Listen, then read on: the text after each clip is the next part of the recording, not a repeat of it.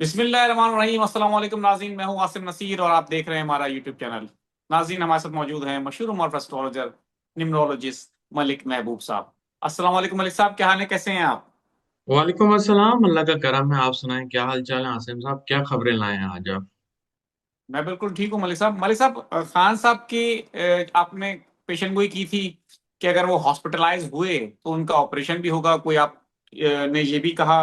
इसके अलावा आपने कहा कि अदलिया से बड़े फैसले आ सकते हैं। हमने देखा वो बिल्कुल आए अदलिया से बड़े फैसले, और कुछ बड़े फैसलों की तवक्का भी की जा रही है, क्योंकि पाकिस्तान हम्म। तहरीक इंसाफ ने कंटेम्प्ट ऑफ कोर्ट की अपील जो है दरखास्त दायर कर दी है, उसमें प्राइम मिनिस्टर को भी हरीफ बनाया गया है। और हमें याद है, सब देखने वालों को भी याद है, इससे पहले नवाज शरीफ साहब को नाअहल करार दिया गया था सुप्रीम कोर्ट की तरफ से। तो शहबाज शरीफ साहब के लिए भी, उनकी हुकूमत के लिए तीसरा साल है, और बहुत सारे हलकों में बातें हो रही हैं कि हर दफा ऐसा क्यों होता है कि हर 3 साल बाद एक प्राइम मिनिस्टर को घर भेज दिया जाता है। तो क्या ये केस उसी तरह का बनेगा कि जिसमें प्राइम मिनिस्टर को नाअहल किया जा सकता है और शहबाज शरीफ साहब की हुकूमत का इसी तरह से खात्मा भी मुमकिन है? दूसरा, इस पे सुहेल आफरीदी साहब ने बड़ी तकरीर की, बड़े गुस्से में नजर आए, बड़े जोशीले अंदाज में नजर आए। उन्होंने कहा कि पहले हम 20 लाख लोग ला रहे थे 27 सितंबर को, अब हम 40 लाख लोग लेकर आएंगे। तो मलिक साहब, आपके चेहरे में मुस्कुराहट आ गई है। तो अब आप बताएं, सितारों की रोशनी में क्या कहते हैं? 27 सितंबर तो आप कह रहे हैं बहुत दूर है, उससे पहले बहुत कुछ हो जाएगा। क्या लगता है, क्या कुछ हो सकता है? और ये जो इतने बड़े बड़े दावे हो रहे हैं दोनों तरफ से, क्या ये चांद ग्रहण जो आने वाला है उसकी असरात हैं, या सियासत में एक उबाल और भौचाल आने वाला है? क्या कहेंगे?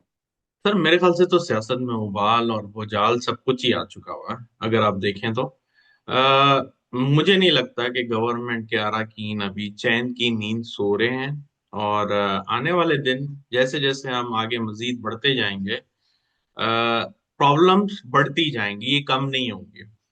जिस दिन इमरान खान को इन्होंने बोला कि हम शिफ्ट कर रहे हैं, और वो जो एक पूरा मेलोड्रामा इन्होंने बनाया था, उस दिन के बाद मेरे जहन में एक बात आई थी फॉर अ सेकेंड कि यार, अगर ये सब कुछ इतने सुकून से हो जाएगा तो मुझे प्लानिटरी पोजीशन आने वाले दिनों की क्यों डिस्टर्ब दिख रही है? सही बात है। तो वो देखें, उन्होंने वही हरकत की कि प्लानिट का काम आसान हो गया। उन्होंने जो अपनी पोजीशन बनाई हुई थी, जो अपने उनके रूट प्लान थे, जो कंजंक्शन थे, वो वैसे ही नजर आ रहे हैं जैसे मैं उस दिन देख रहा था। और मैंने आपको बहुत दफा बोला है, सितारे झूठ नहीं बोलता है। हम इंसान जो हैं गलतियां करते हैं, हम इंसान यू टर्न मारते हैं, हम बहुत कुछ करते हैं, लेकिन इनकी इनकी जबान जो होती है ना, वो बिल्कुल स्ट्रेट फॉरवर्ड होती है। ये, वो बोलते हैं ना, माई वे और हाईवे। सितारे यही बोलते हैं, माई वे और हाईवे। या फिर अल्लाह ताला उनको जो कंट्रोल या जो उनको सिस्टम दिया था, वो उसको फॉलो किए बगैर पीछे नहीं हटता। तो आने वाले दिनों में, जैसे मैंने कहा है, ये दिन बड़े क्रिटिकल सेंसिटिव हैं। और खान साहब को इन्होंने अस्पताल ना ले जाके बहुत बड़ी गलती कर दी है।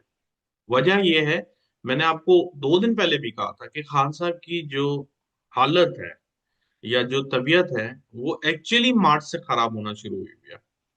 और 5 महीने से इन्होंने इसको लिंगर ऑन किया है। ये मामला बहुत खराब हुआ होगा तभी तभी आप सोच सकते हैं कि इनके भी जरा होश आए हैं। इनको होश, मतलब ये जो होश के नाखून नहीं ले रहे थे गवर्नमेंट वाल में, और जो अदालतें थी जो खामोश थी, उन्होंने एक्शन लिया है। तो देखें, नवंबर से पहले पहले आप ये उम्मीद ना रखें। मुझे नवंबर से पहले खान साहब बाहर, मतलब बाहर से मुराद ये है कि एक आजाद जैसे इंसान होता है, जेल की सलाखों से बाहर नजर नहीं आता है। जेल से मुराद ये भी है कि वो हॉस्पिटल में भी मुझे कुछ अरसा नजर आते हैं। मैं आपको बार बार बोल चुका हूँ, जो हाउसेज एक्टिव हैं उसमें इंसान आम तौर पे आजादी से नहीं घूमता हुआ दिखता। हो सकता है बनी गाला ले जाएं, कहीं पे भी ले जाएं, लेकिन उसके आसपास सराउंडिंग में इसी तरह की रिस्ट्रिक्शन होगी जैसे वो जेल में है। हाँ, ये है कि इम्प्रूवमेंट नजर आ रही है, लेकिन खान साहब की सेहत उससे ज्यादा खतरनाक नजर आ रही है। तो ये जो हुकूमत, ये जो इतने बड़े बड़े फैसले, या यूं कहें खतरनाक तरीन फैसले ले रही है, इनके लिए बहुत बड़े मसले सामने खड़े हुए हैं। और मैंने उस दिन भी कहा था कि अगर आपको ऐसा लग रहा है कि इमरान खान की वजह से इमरान खान की वजह से हुकूमत पे प्रेशर आएगा, तो ये सिर्फ एक पार्ट है। बहुत सी जगहों से प्रेशर आने वाला है, और आपको नजर भी आ रहा होगा अगर आप चैनल्स वगैरह में देखें कि इस्टेब्लिशमेंट है, आवाम है। अभी मैं कहीं सुन रहा था किसान आ गए हैं, ऑपोजिशन बन रही है। तो मतलब आपको बहुत क्लियर समझ आ जाना चाहिए था कि गवर्नमेंट के आखिरी के दिन चल रहा है बस। बात तो आपने बिल्कुल ठीक है मलिक साहब की है, क्योंकि ऑपोजिशन का इत्तेहाद भी बन चुका है, मौलाना फजलुर रहमान भी अब किसी हद तक उनके साथ आ चुके हैं। किसानों पर टैक्स लगाने की बातें हो रही हैं आईएमएफ के कहने पे, वो जो हमेशा से हुकूमत ने एक राग अलाप अलाप लिया है आवाम को लूटने के लिए, आवाम से पैसा वसूल करने के लिए, कि ये आईएमएफ हमें मजबूर कर रहा है। तो ये कहानी अब ज्यादा चलने वाली तो है नहीं, और हम तो चाहते हैं कि ना चलें, क्योंकि आवाम लोगों का एहतसाब करें हुक्मरानों का, बिल्कुल उनसे पूछगछ करें, सवाल करें, एहतजाज करें, पुरअमन तरीके से एहतजाज करें, बिल्कुल उनका हक है, राइट है। ये नहीं हो सकता कि आईएमएफ के नाम पे आप आवाम से बस पैसे जमा करते चले जाएं। लेकिन आप क्या समझते हैं मलिक साहब, आपका इल्म क्या कहता है, जिस तरह आपने हमेशा कहा है कि तहरीक इंसाफ के अंदर बहुत सारे लोग हैं जो खान साहब की रिहाई नहीं चाहते, और तहरीक इंसाफ के लिए वो सही हैं भी नहीं। आपको नहीं हम्म। लगता कि हुकूमत में भी कुछ लोग ऐसे हैं, क्योंकि आपने अभी कहा कि हुकूमत ने खामा खाए अपने लिए एक मुश्किल पैदा कर ली, अगर खान साहब को वो शिफा ले जाते तो ये केस ही ना बनता, वजीर आजम के ऊपर तलवार न लटकती। तो हुकूमत में भी कुछ ऐसे लोग नजर आते हैं आपको जो हुकूमत के लिए खतरनाक फैसले हो रहे हैं? देखें, हुकूमत में कुछ चाहे ना चाहें, लेकिन सितारे तो यही चाहते हैं कि हुकूमत बदलेगी। अब अच्छा। अगर मैं नून लीग देखूं, टू बी वेरी ऑनेस्ट, मैं आपको पता है मैं किसी पार्टी के साथ नहीं हूं। अगर मैं बिल्कुल। नून लीग देखूं, पीपल्स पार्टी देखूं, या कोई और जमात देखूं, मुझे नहीं लगता कि अगर इनका लीडर जेल में होता और 3 साल तक इस तरह से गुजर रहा होता और ये लोग बाहर एंजॉय कर रहे होते, मुझे नहीं लगता। विद ड्यू रिस्पेक्ट, पीटीआई के अंदर जितने यूं कहा जाए कि जो छुरा फूकने वाले लोग हैं ना, वो किसी भी पार्टी में नहीं है। आप माने ना माने, मैं इसलिए नहीं बोल रहा, मैंने देखा है। मैं इनके चार्ट को देखता हूँ, इनके चार्ट में ये जो पीपल्स पार्टी है, नून लीग है, इनके अंदर बड़े वफादार हैं सर। होंगे, मैं नहीं कहता हूँ होंगे, सब नहीं। कंपैरेटिवली बात कर रहा हूँ पीटीआई के और नून लीग के, पीपल्स पार्टी में उनके जयाले, उनके वफादार बहुत हैं कंपेयर टू पीटीआई के। और पीटीआई के बिकने की बात बात सिर्फ इतनी है क्योंकि पीटीआई को या खान साहब चला सकते हैं या खवातीन, बस। अगर ये एलिमेंट इनकी पार्टी में दाखिल हो जाए तो सब कुछ बदल जाएगा।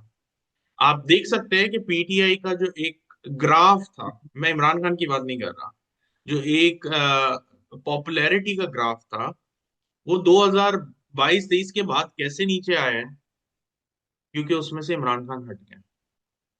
और बिल्कुल। ये ग्राफ एक दिन नहीं, 10 दिन के अंदर वापस वहीं पहुंच जाएगा जैसे इमरान खान आ जाएंगे। इसलिए नहीं कि बेशक। इमरान खान, ये क्योंकि हर चीज का, जैसे वो बोलते हैं ना, हर ताले की चाबी होती है।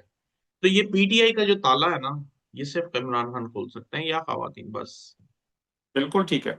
मेरे साहब अब मैं कुछ लोगों के सवालात ले लेता हूँ। जी।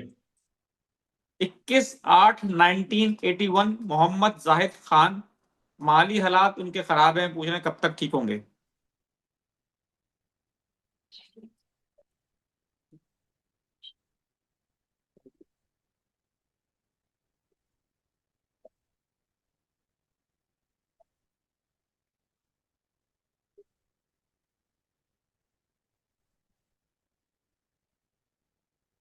2027 से उम्मीद लगाएं, इंशाल्लाह हो जाएंगे। 24/4/1982, घरेलू परेशानियों का सामना है इनको, हम्म। कुबरा बेगम नाम है इनका।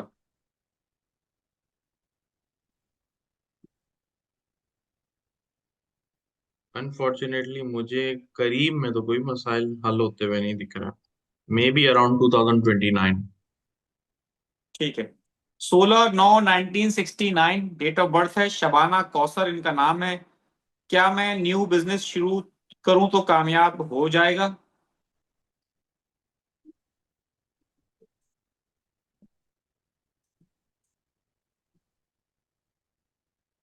कर सकती हैं, लेकिन आपको याद रखिएगा बहुत मेहनत करनी पड़ेगी। ठीक है। आमिर नदीम साहब हैं, 4 अप्रैल 1970 की डेट ऑफ बर्थ है, माली हालात कब तक बेहतर होंगे?